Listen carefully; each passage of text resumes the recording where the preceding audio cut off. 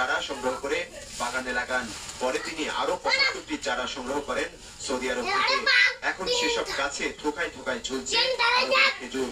সবুজ ও হলুদ রঙের খেজুরের নূর আলমের বাগানে প্যাকেটে মোড়ানো খেজুর দেখতেই যেন নয়ন জুড়িয়ে যায়। পাহাড়ি মাটিতে বাণিজ্যিকভাবে খেজুর চাষের খবরে অনেকেই আমাদের মাটারাঙ্গা সদর থেকে অনেকটা দূরে হলেও চমৎকার দৃষ্টিনন্দন একটা বাগান।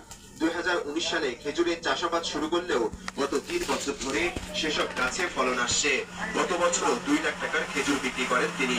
এবার 5 লক্ষাধিক টাকার খেজুর বিক্রির আশা করছেন নূর আলম। মরুভূমির খেজুর চাষ করে সফলতার জন্য খুশি কৃষি বিভাগও।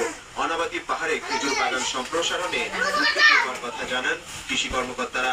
এই খেজুরের টিস্যু কালচার চারাগুলো আমি প্রাথমিকভাবে ইংল্যান্ড থেকে সংগ্রহ করি 25টা চারা। তারপরে ধাপে ধাপে আমি 100 চারা পূর্ণ করি। এর মাঝে 3টা ধাপের চারার মধ্যে আমার 70টা গাছে এই বছর আলহামদুলিল্লাহ ফলন আসছে। ওই কৃষকের বাগান শুরু করি।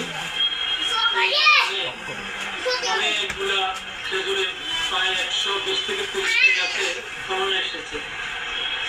তখন